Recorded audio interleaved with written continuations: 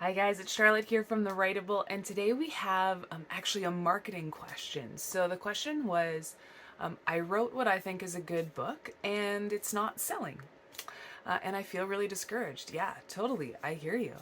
I want to write another one, but it was a lot of work. Yeah, and I don't know if it's worth it. All right, so there's a whole bunch here to kind of unpack, and I guess the first thing I want to say is that just because your book doesn't sell doesn't mean, just because your first book doesn't sell doesn't mean you don't have the ability to still be successful, right? So my first book, I made the like fantastic rookie mistake of writing a really good book, and I, put it out on Amazon, and I ran ads to it for about a week, and it didn't blow up. It didn't become a bestseller, and I was like, "Oh my gosh, what have I done wrong?"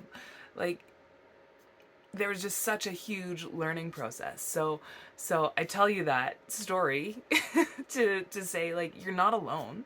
There's so many people with really great books that don't sell because the marketing piece just isn't there yet. And it's okay to feel discouraged. I mean, I totally get that. I definitely felt really, really discouraged when that happened, but you have a choice to make right now, which is, are you going to let that discouragement stop you from doing what you want, which I presume is writing books, like from making the life that you want?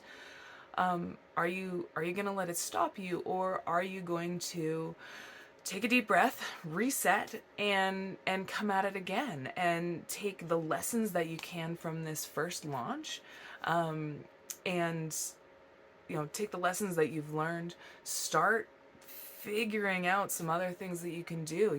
Now my launch processes for my books, like, by the time I finish writing the final manuscript, it's about 12 weeks before they actually go live on Amazon. And then there's a whole set of stuff that happens around, like, social media marketing and reviewers and all of that, that really is there to provide essentially social proof to other people, because there's so many books that go up on Amazon every single day. How does a reader know that your book is good, and unless they read it? And you're sitting there going, like, yeah, of course they need to read it to know it's good, but we need to let them know ahead of time that the book is going to be worth their time to read. So, marketing in a nutshell: let the reader know it's going to be worth their time to read before before they actually read it. So it's sort of this, like, backwards cycle thing, and reviewers are your number one source of assistance there.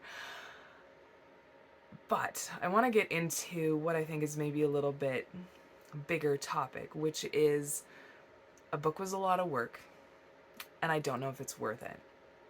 And I hear you 110%, because a book is a lot of work, and I do think, there's strategies, there's ways to make it more streamlined, so that you are writing, it doesn't take you 2 years to write a book, but it's more, a couple of weeks between getting your idea, doing all of your planning, doing your plotting, actually writing the thing, and then fixing it up. And that's a lot of what I share in programs like Right Now, is how to do that quickly. So how to make the work easier to swallow, I guess. How to make that work just a little bit easier to achieve, or a little bit easier to do. And also how to write, hopefully not just a good book, but a really great book, like a really, like, mind-blowingly good book, because sometimes that's also what we need to succeed, right? So if you've tried to get reviews on this book and you've not had a lot of success doing that, maybe there is some craft stuff that needs to be picked out. And again, this doesn't mean that we need to let any sort of discouragement stop us. I mean, we can feel discouraged. Set a timer for 10 minutes, feel discouraged, pick up your socks, and let's go again. Is it worth it, is the big question. And this is a question every author needs to ask themselves, because yes, books are a lot of work. There's not a guarantee that we are going to sell 1 million copies or whatever the goal is. But whatever the goal is, I hope it's big enough. I hope it's bold enough. And I hope that it excites you so much that the risk is worth the reward. Right? And the risk being worth the reward does not mean, well, it was okay that I risked it because I succeeded. It's, does the potential of that thing excite you enough to push past the fear and the doubt of doing it?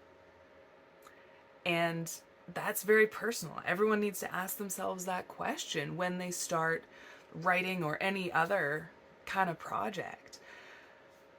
Does the excitement that I feel, does the pull towards this bigger, brighter, better future that you see, this vision that you have of yourself as an author with a book out there, does it excite you? Does it pull you? Does it draw you in enough to overcome that fear, that doubt, that uncertainty?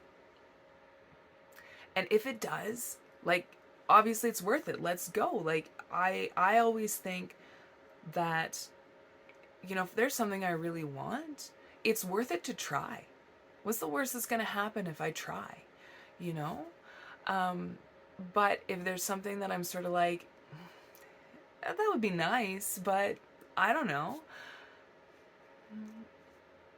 then I really have to dig deep and decide, is it worth it to try? So this is a question for you to answer. This isn't a question that I can answer. But it's is the dream big enough that you're willing, that it becomes worth it? That's the big question. All right, so I'm Charlotte from The Writable. Big questions, big topics coming up today. If you have a question of your own, you are welcome to message me directly, ask your question, and I will make a video answering it here for you guys. Thanks so much and happy writing!